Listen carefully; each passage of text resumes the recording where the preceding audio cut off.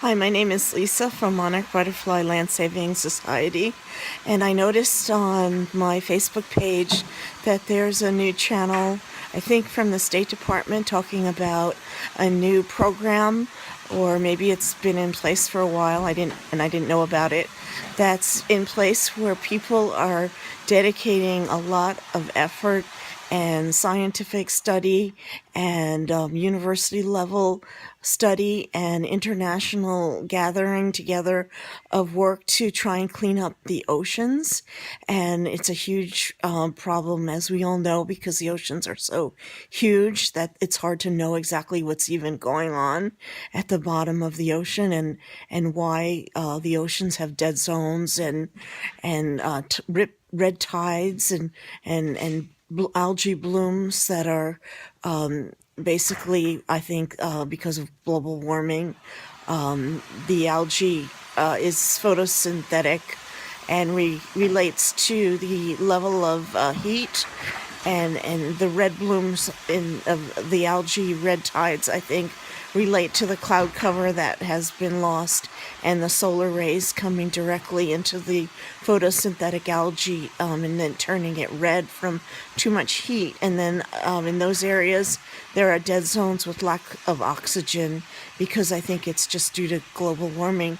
So, what I wanted to add to the discussion about the oceans was when I was thinking what was the best way to help where the red tides and the dead zones exist, I thought it was maybe pollution, because a big one exists in the Gulf of Mexico where the Mississippi River empties into, and I thought a lot of it came maybe from problems and pollution in the Mississippi River flowing down into the Gulf of Mexico. And I think that is a part of it. And some of that comes from chemical spills from our factories going into our waterways, our underground waters, then filtering into the Mississippi.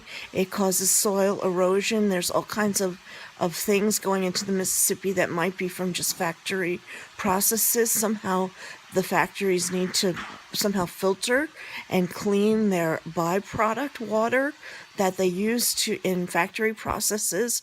The water then becomes tainted with chemicals, and where do those runoffs go?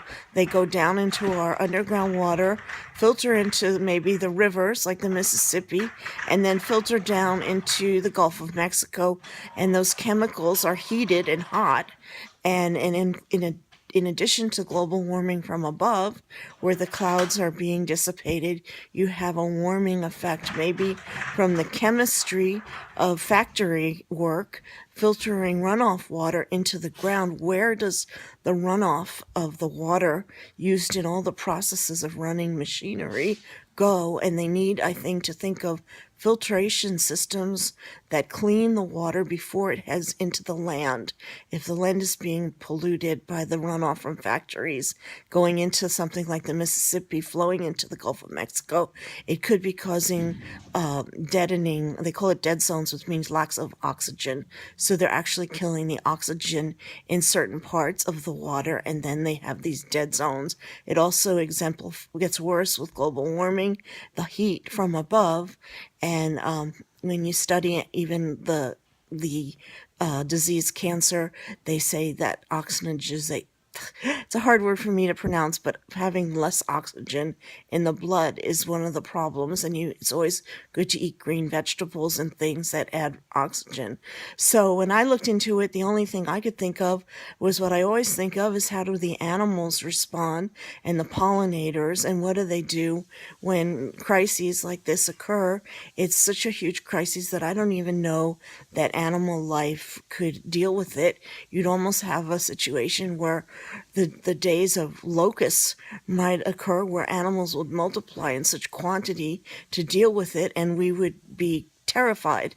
So it's really deadly serious, because it's hard to say clean up the runoff from factories. And the factories, I think, are overproducing because of the stock market, which makes us think we need to buy all that stuff in Target, which is made of petroleum and plastic, which we don't really need. And if you just cut out the holiday Black Friday, which is when we all go shopping, and we just buy the same thing that we really have, so many things made of plastic, which comes from petroleum deep in the earth and makes the earth have to replenish that part of the earth, our flow, then we might save our oceans by a lot by just cutting out Black Friday, that holiday, and making it Green Friday, to plant a seed and not buy a piece of plastic. Things like that really are a huge problem. The stock market makes us believe that for a company to be successful, every year they have to be an increased profit for it to be successful. It can't be the same profit as last year. Even if you made $1 million, it has to be an increased profit every year. That means the earth has to have an increased profit to us all every year, even if we don't put an increased profit back in. How do we take an increased profit if we make $1 billion? Do we make $1.5 billion the next year, or we're not successful for our shareholders? The whole philosophy of the stock market is wrong. It needs an increased profit because they need extra money to pay back the old loans of the people who bought shares of something and expected a higher return than the share was worth back. When you put $10, you want $12 back. But why should $10 bring you 12 if you didn't actually produce work and make something that helps someone, like food or shelter, which is really all we need, is food, shelter, and water. If you make a piece of plastic, take it from the earth, and it's worth really a negative amount of money because it hurt the earth, and then charge more each year, you're just taking more and more from the earth. The stock market is the problem with the whole planet because people don't really need all these products. You could live well in a beautiful home, have all the beautiful things you want without the stock market just making you feel that you have to take more from the earth every year and somehow get paid even more for doing it. And that's really, to me, the problem. But I did think of the animals, and I thought, why should the animals be forced to clean up this whole mess? I did think of little ways to help the photosynthetic animals that produce light, and light is known to heal, and the red hot light may be even anger at our behavior, but it could also be because of the processes which cause a heated effect. So I thought the thing to do would maybe to feed the animals that produce photosynthetic lights. They live in the ocean. There are octopuses known to be photosynthetic. They produce light, and that light can cleanse. But how many octopuses do you need? And then you think of the days of the locusts and things like that in history, and I think it's just not fair at all because we'll just keep taking, and they can't just keep working. They need rest every year during hibernation. But I did think of feeding them if you wanted to help the photosynthetic animals who produce a lighted effect. There are certain ingredients I read up on that they prefer. The man o' war are just dying on the beach, the jellyfish. These are the photosynthetic animals. There really isn't much you can do if you continue with the ideology of the stock market. It just is an evil, evil process. No one needs that much money just to sell pieces of plastic and makeup. There's so much lotion on the shelf. It's just petroleum.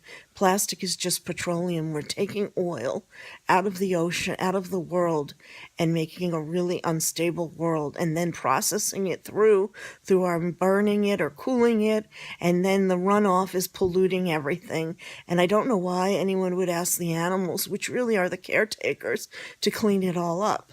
We can pick up the garbage, but it doesn't do any good if there's going to be a factory, say, in Pennsylvania or New York or whatever, constantly making this disease, which is chemicals, into our land. So I would say I had some ideas, but then there's a part of me that feels bad for the animals because now is the time of harvest. It's over, and animals go into hibernation. And how much are they going to work for us around the clock forever and ever and ever? Well, we keep just buying pieces of plastic we don't even need to please whoever this crazy person is that invented the stock market.